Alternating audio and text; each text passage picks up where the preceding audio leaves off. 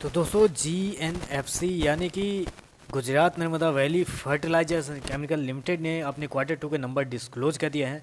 तो चलिए देखते हैं क्या है क्वार्टर टू के नंबर्स के अंदर, क्योंकि शेयर के अंदर आज बहुत बड़ी गिरावट 6% के आसपास की गिरावट देखने को मिली है। चलिए देखते हैं, उसके बाद पता करते हैं क्या गिरावट किस लिए हुई है।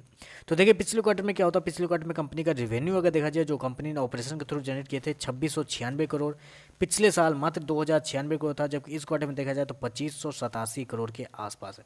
तो साल से साल बोल सकते हैं कि साल से साल कंपनी के रेवेन्यू के अंदर ऑलमोस्ट 20% के आसपास की तेजी आपको देखने को मिल रही है, ऑलमोस्ट 20%। जबकि क्वार्टर क्वार्टर बात करें तो अप्रोक्सीमेटली आप बोल सकते हैं क्वार्टर क्वार्टर कंपनी का रेवेन्यू थोड़ी सी हल्की गिरावट, अप्रोक्सीमेटली 4% के आसपास की गिरावट आपको क्वार्टर क्वार्टर कंपनी के रेवेन्यू के अंदर देखने को मिल रही है। चलिए देख लेते हैं कंपनी का एक्सपेंस क्या हुआ है, क्योंकि पिछले क्वार्टर में कंपनी का एक्सपेंस अगर देखा जाए तो 2011 करोड़ था, पिछले साल 1737 करोड़ था, जो कि इस क्वार्टर में बढ़ के 2356 करोड़ हो गया। तो यहाँ पे थोड़ी सी प्रॉब्लम आ रही है, क्योंकि क्वार्टर क्वार्टर जब कंपनी का रिवेन्यू गिरा है तो कंपनी का एक्सपेंस भी गिरना चाहिए था, लेकिन कंपनी का एक्सपेंस नहीं गिरा है। क्योंकि बहुत सारे रीज़न है, मैं आपको रीज़न बताऊंगा क्यों फर्टिलाइजर केमिकल वाले शेयर के एक्सपेंस क्यों हाई हो रहे हैं, मैं अभी बताऊंगा आपको थोड़ी देर में। पहले नंबर देख लेते हैं कंपनी का प्रॉफिट क्या है। तो नेट प्रॉफिट कंपनी का अगर देख लेते हैं तो पिछले क्वार्टर में कंपनी का प्रॉफिट 569 करोड़ था, पिछले साल 282 करोड़ था, इस क्वार्टर में 237 करोड़ के आसपास है।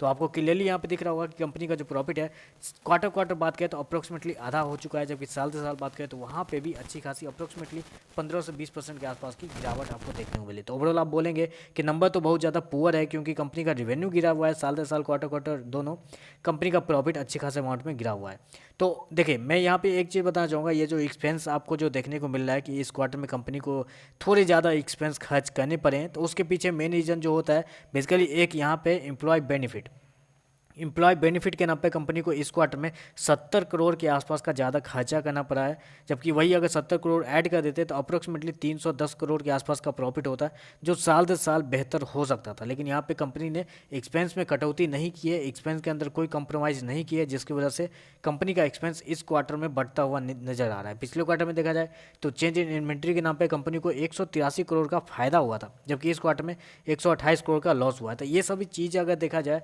तो नंबर्स मेरे हिसाब से पॉजिटिव बनते हैं, लेकिन जस्ट बिकॉज की डाटा सामने है आपके सामने, तो डाटा तो नेगेटिव बता रहा है, तो उस हिसाब से नंबर थोड़े से वीक हो जाते हैं, सेंटिमेंट थोड़े से नेगेटिव हो जाते हैं। तो क्या करना चाहिए मैं बताता हूँ। देखिए जो गिरावट होनी थी मेरे हिसाब से हो चुकी है, हो सकता है कि प्री ओपन में आपको थोड़ी और बहुत गिरावट आपको देखने को मिले, लेकिन नीचे से बाइंग आ जाएगी। तो मेरे हिसाब से अगर बेचना है तो थोड़ा सा वेट कीजिए, ऊपर के लेवल मिले तब बेचिए। यहाँ से आप बेचना मेरे हिसाब से कोई बेवकूफ़ी होगी, क्योंकि नंबर्स उतने भी ख़राब नहीं है कि आपको यहाँ से बेच के भाग जाना चाहिए। तो बस यही बताना है, साथ में बताना था वीडियो पसंद आए तो लाइक कीजिएगा, साथ में साथ चैनल को सब्सक्राइब जरूर कीजिएगा। आज के लिए बस इतना ही, धन्यवाद।